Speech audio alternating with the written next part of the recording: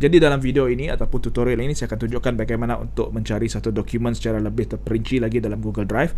Sebab saya telah ditanya perkara ini sebanyak 2-3 kali dalam kebelakangan ini, di mana ada rakan yang mencari dokumen yang terletak dalam Google Drive. Saya faham masalah mereka sebab dalam Google Drive terdapat banyak dokumen yang dikongsikan dengan kita. Dan kadang-kadang dokumen itu bukan milik kita, tetapi ianya pun muncul dalam drive kita. Dan kita pun hairan, adakah ini adalah dokumen kita ataupun tidak. Jadi di sini saya tunjukkan satu cara untuk membuat carian dengan cara yang lebih pantas dan bagi saya lebih tepat lah. Okay. Yang pertama, anda perlulah buka Google Drive seperti yang anda lihat di depan ini. Kemudian pergi kepada bahagian Search in Drive di bahagian ini. Di Search in Drive ini, klikkan Search in Drive. Okay. Dan tunggu sehingga keluarlah tetapan ataupun tertingkap seperti ini. Dan pergi kepada bahagian Advanced Search. Di sini anda perlu buat sedikit setting di mana anda perlu menukar dua perkara, iaitu yang pertama, owner. Dokumen yang anda nak cari adalah dokumen anda sendiri, di mana anda sahaja adalah pemilik dokumen tersebut, bukan orang lain. Jadi anda perlu klik owner, tukar kepada owned by me. Ini bermaksud dokumen-dokumen lain yang dikongsikan oleh orang lain, yang mungkin contohnya rakan anda memberi anda dokumen yang anda boleh edit. Okay, dokumen itu kepunyaan dia, tetapi anda diberi kebenaran edit, jadi kemungkinan akan menyebabkan anda mempunyai co-ownership.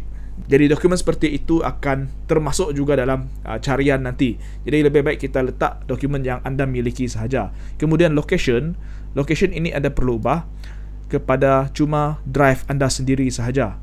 Maksudnya drive yang anda miliki, bukan Google Drive orang lain. Kalau anda pilih anyway, maksudnya dokumen yang dijumpai nanti dia akan ambil daripada semua Google Drive yang ada.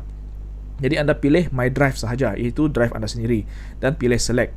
Selepas itu, untuk bahagian-bahagian lain anda boleh ubah, kecuali file yang anda cari itu adalah file yang baru ataupun anda tahu jangka masa ianya berada dalam Google Drive anda boleh pilih Date Modification, iaitu tarikh apabila dokumen tersebut dihasilkan ataupun disimpan.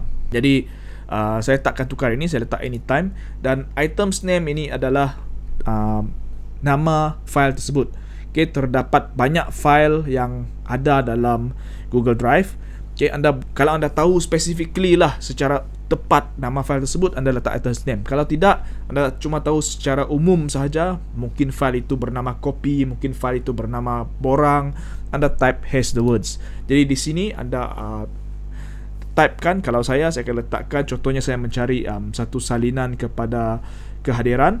Okay, saya akan type kehadiran. Okay, kehadiran, dan saya akan tekan search. Okay.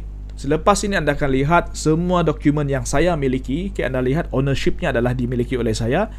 Okay, dan dokumen itu akan muncul. Jadi semua dokumen ini adalah dokumen milik saya dan mempunyai perkataan kehadiran. Asalkan ada perkataan kehadiran, dia akan muncul. Okay, kehadiran itu adalah termasuk juga dalam dokumen itu sendiri, bukan saja dalam tajuk. Di sini dengan adanya carian seperti ini, saya sekarang boleh melihat dengan lebih baik lagi dokumen-dokumen tersebut, dan ini sekaligus membantu saya untuk mengenal pasti di manakah lokasi dokumen tersebut. Okey, jadi kalau anda sudah menjumpai dokumen yang anda cari, contohnya di sinilah saya ingin mencari dokumen kehadiran ASK bersama Cikgu Cyril. Saya tak tahu dokumen ini terletak di mana. Jadi saya nak tahu di mana lokasi dokumen ini. Saya perlu pergi kepada dokumen tersebut, klik pada dokumen tersebut, right click. Okay, right click pada mouse dan pilih kepada bahagian Show File Location. Okay, klik pada Show File Location dan ianya akan membawa saya terus kepada lokasi file tersebut. Dan anda untuk tahu di mana lokasi file tersebut, anda lihat kepada bahagian atas. Okay, lihat kepada bahagian atas ini, iaitu ini menunjukkan destinasi ataupun lokasi di mana file itu terletak. Daripada apa yang anda lihat di sini, anda boleh memahami bahawa file kehadiran ASK bersama Cikgu Cyril ini terletak pada folder kehadiran dalam folder My Drive. Jadi kalau saya balik kepada My Drive, okay, saya perlu cari folder kehadiran dan saya akan jumpa file tersebut dalam folder tersebut. Jadi itulah caranya untuk kita mencari satu dokumen.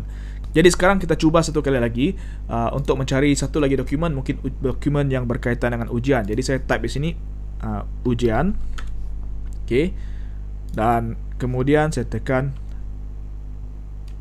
enter. Okey, jadi di sini sekarang anda lihat terdapatnya semua senarai dokumen yang mengandungi perkataan ujian. Banyak. Okey, memang banyak.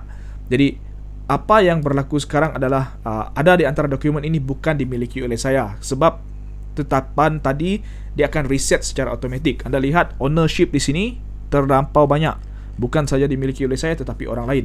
Jadi adalah penting untuk anda ingat bahawa sebelum anda buat satu carian dalam Google Drive, anda perlu buat perubahan pada setting.